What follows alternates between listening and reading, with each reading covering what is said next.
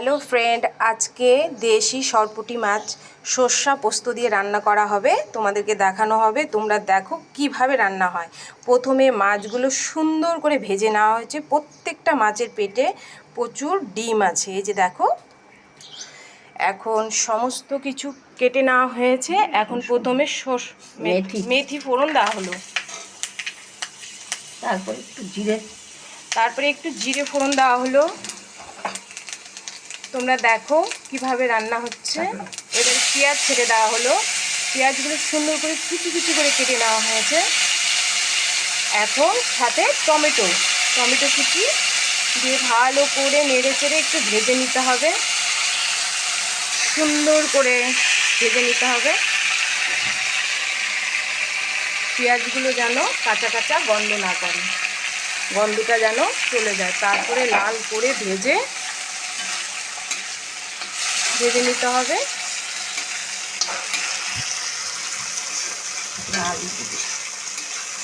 সুন্দর করে ভাজা হয়ে গেলে এই যে ছোট ছোট করে আলু কেটে নেওয়া হয়েছে, এই আলুগুলো ছেড়ে দেওয়া হবে। এই যে আমার শাশুড়ি মা রান্না করছে, তোমাদেরকে আমি রান্নাটা দেখাচ্ছি। দেশি সরপুঁটি মাছ, মাছের পেটে পুরো ডিম ভর্তি। দারুণ খেতে হবে, দারুণ খেতে হবে, কি দারুণ খেতে হবে। দেখো তোমরা, প্রত্যেকটা মাছের ডিম প্রচুর ভর্তি। এই যে প্রায় ভাজা হয়ে গেছে, সুন্দর করে ভেজে নেওয়া হবে।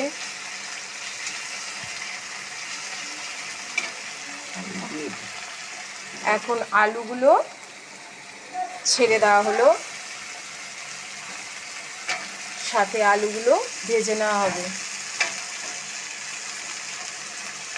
সুন্দর করে ভেজে নিয়ে নাড়াচাড়া করে এই যে এর মধ্যে সর্ষা, পোস্ত, কাঁচা লঙ্কা এবং সাথে লবণ বেটে নেওয়া হয়েছে।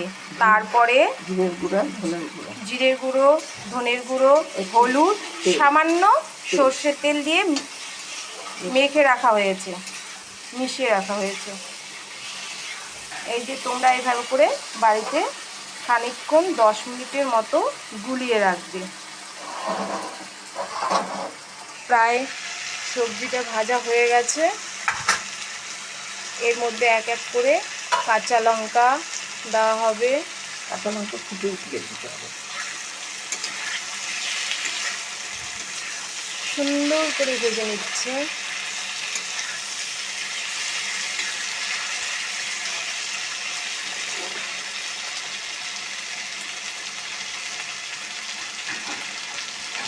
এখন সামান্য পরিমাণের এখানে হলুদ দেওয়া হবে, খুব অল্প পরিমাণে হলুদ দেওয়া হবে যেন কালারটা খুব সুন্দর হয়।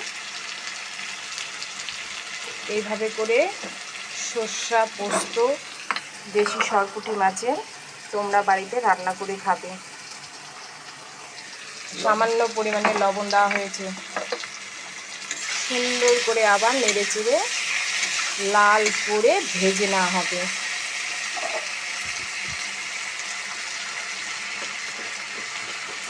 এখন এটা ভেজে নিয়ে তারপরে সামান্য পরিমাণে চিনি দেওয়া হবে, চিনি দিয়ে দেওয়া হলো।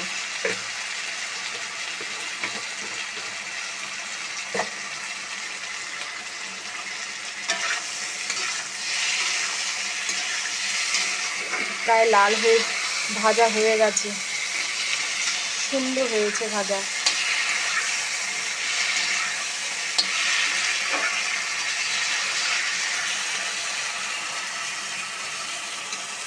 নামানোর সময় কাঁচা তেল দিয়ে নামাতে হবে।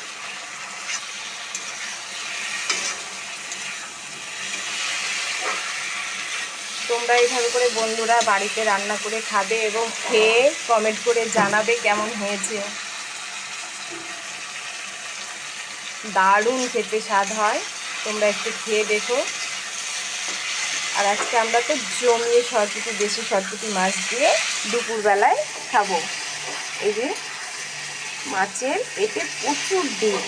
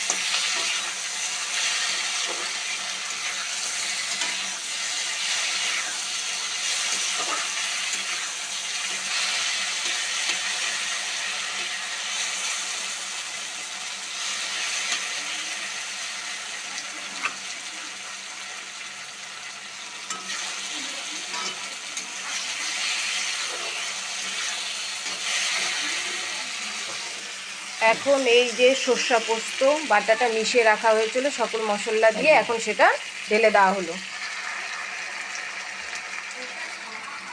সামান্য পরিমাণে জল দিয়ে বাটিটা ধুয়ে সুন্দর করে ঢেলে দেওয়া হলো। এখন বেশি এটা ভাজা হবে না, হালকা মতো ভাজা হবে, তার কারণ যে সর্ষা প্লাস পোস্ত আছে, সর্ষাটা তো বেশি ভেজে দিলে তিতে হয়ে যাবে।